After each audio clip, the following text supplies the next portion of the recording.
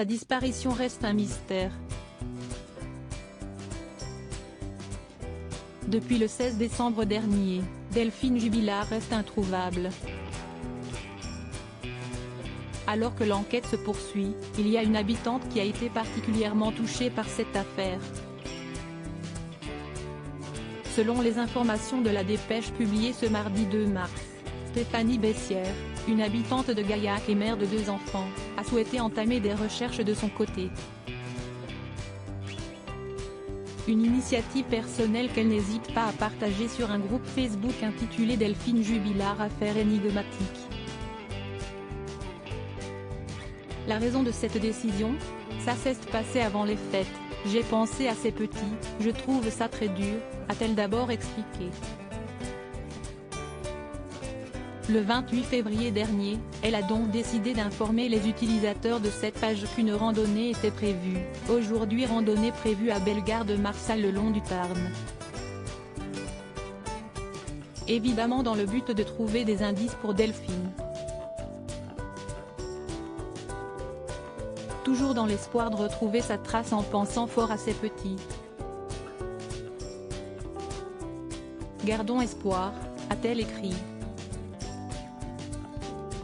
Une initiative qu'elle a souhaité expliquer, je me suis dit pourquoi pas continuer les recherches.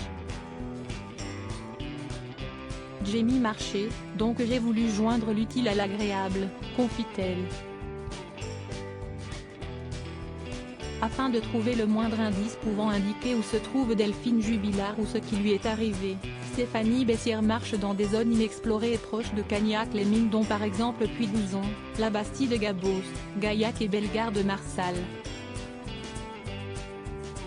Interviewée par la Dépêche, elle a expliqué avoir retenu ce que nous avaient indiqué les gendarmes lors de la journée de recherche à Cagnac. Je regarde tout ce qu'il y a autour de moi et si jamais je trouve quelque chose, je préviendrai les autorités, affirme-t-elle.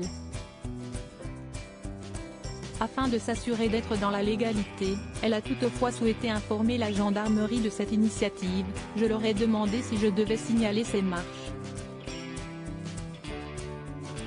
On m'a répondu que ce n'était pas nécessaire, tant que je le faisais en petit comité, mais que je n'avais en aucun cas le droit d'organiser des recherches.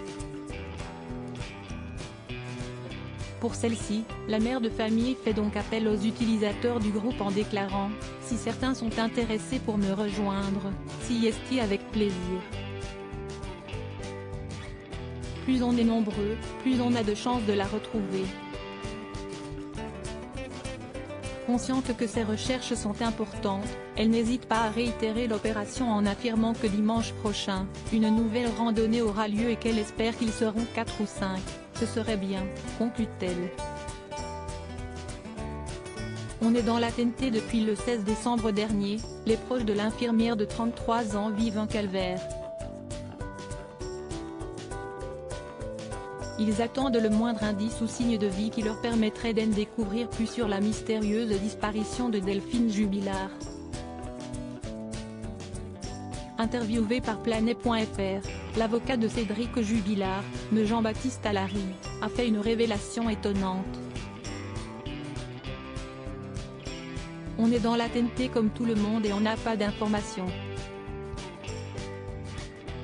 Ça fait un moment qu'il n'y a pas eu d'évolution connue, mais peut-être que l'enquête évolue, a-t-il confié avant d'ajouter, aujourd'hui on n'avance pas. Que faire dans des cas comme ça? Si est insoluble. Nous sommes juste dans la TNT d'une convocation, d'une audition, de quelque chose. Mais où se trouve donc Delphine Jubilard?